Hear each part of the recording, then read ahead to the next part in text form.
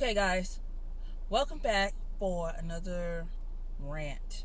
I'm finna go in on this chick. I mean, for real. I just got finished getting blasted for what I said about Curly Nikki and how she was doing the right thing by embracing everybody. And I got flack saying, no, it's supposed to be FUBU, just us. And I said, no, we live in a diversified world. It needs to be everybody. Because we all have our own plights. Right? So this girl, and this is taken from a blog, Meena Hart Durnson. She's a curly. She's a white girl curly. Okay? She has the same plights as we do, insofar as in the workplace, your hair being curly. Right? So she goes in on to say, her blog is that say, dear celebrities, please stop straightening your hair. A curly hair's fan plea. And she goes on to name, Julia Roberts, who used to be a curly, now she wears her hair straight. Carrie Russell, who used to be a curly, now wears her hair straight. Sarah Jessica Parker. Julia Roberts actually looked cute with her hair curly. Deborah Messing, she also looked cute with her hair curly. She don't look all that great with her hair straight, but she does look it better with her hair curly. Taylor Swift, how she made a splash with tight blonde curls and now evolved to a sleek, straight, frizz-free bop. And then, the list goes on and on and on of proverbial Caucasian women who used to be curly and now wear their hair straight. She says, the message to girls is that curls is coming across very loud and clear. Straighten your hair, the way to success. It's just one of the voices, one of the ways that they say that, Hollywood makes you want to straighten your hair, makes you want to be other than self in order to conform. In addition, she says when she was growing up, that her friends and stuff used to warn her not to wear her hair curly while she was on a date.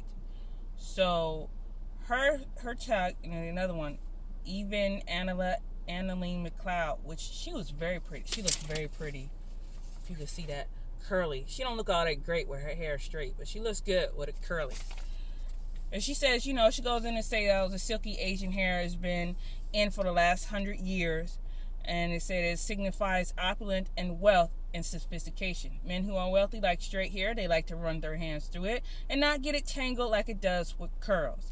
Even though these curly hair denier celebrities aren't as explicit as the Stanger, their hair choices have the same effect, reinforcing the standard that straight and smooth is beautiful and that curls must be tamed to be classy.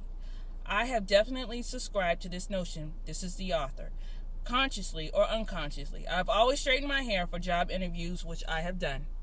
I will walk in there with a wig, and then once I get hired, it's like, bust out with the fro, and everybody's like, oh, where did that happen? Where did that come from? Yeah, I did. I wore the mask to get what I needed. Now I'm here. Ta-da! This is me. And it's how it's going to be from here on out. Of course, I like to switch it up. But anyways, she wore her hair straight for the first few interviews and fancy events, weddings, and all that, and to make a good first impression. Most of her adult life, having someone catch me with curly hair was like a nightmare where you show up to school naked. In society, we spend a lot of necessary time talking about body shaming and a need for inspiring body image role models. It feels like we could make some room for more acceptable of all hair types.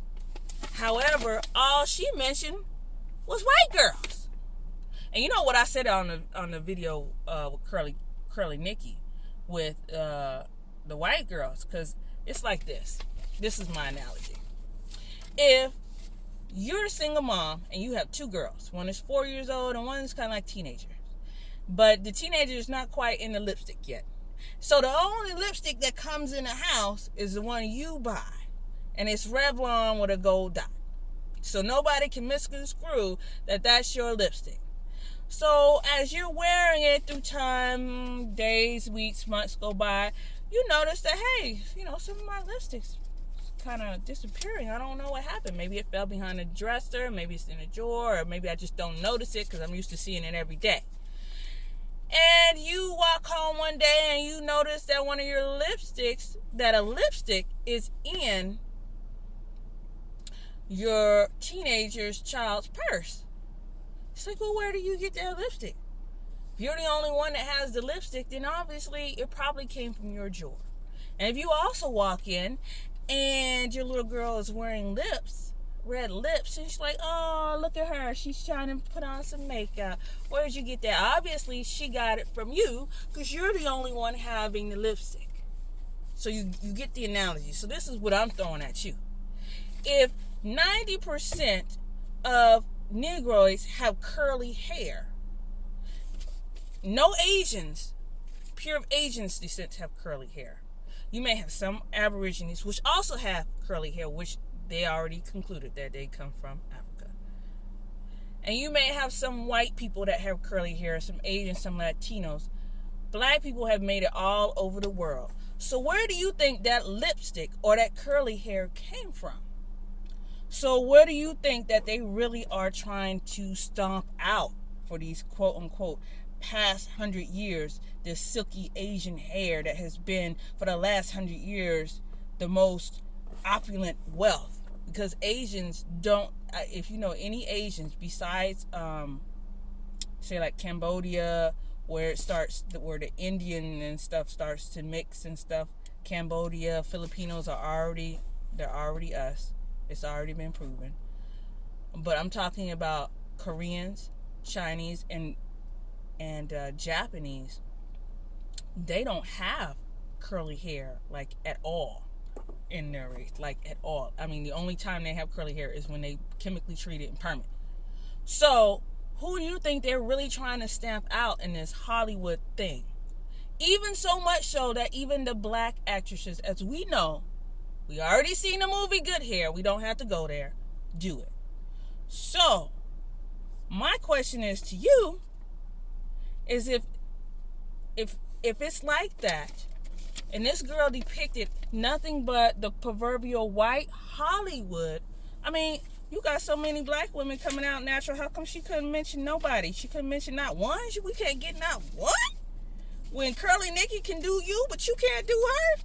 No. That ain't right. That ain't right, Miss, what's her name? Meena Hart Durston. And then what's funny is this website, at the end of the article, you know how they have the article, and then they have the, well, you like this article, kept on the related articles. The next article right after that is Tamron Hall. 3 ways to transition to Tamron Hall's favorite skater dress into fall fashion. Really? She couldn't mention Tamron Hall in this blog. She done mentioned 50 other people she couldn't mention. And then you have Tamron Hall, who embraced her curly hair. She cut off the perm and embraced her curly hair. You go, Tamron Hall. She couldn't get a cosign on that. She gets no points. I mean, that's not good. That's not good at all. I'm not feeling that. I'm not feeling that at all. But it is what it is, and I just thought I'd bring that up. But there is one thing I do want to say, and that is, it is not just us. We get it more because that's just how it is. But obviously this chick felt very strongly about it because she gave examples and she expressed herself at how it was in her childhood. But she could at least mention one person. She could have mentioned her friend. She got some black friends or something. You could have mentioned your friend. I'm just saying. Okay. This is my rant. Peace.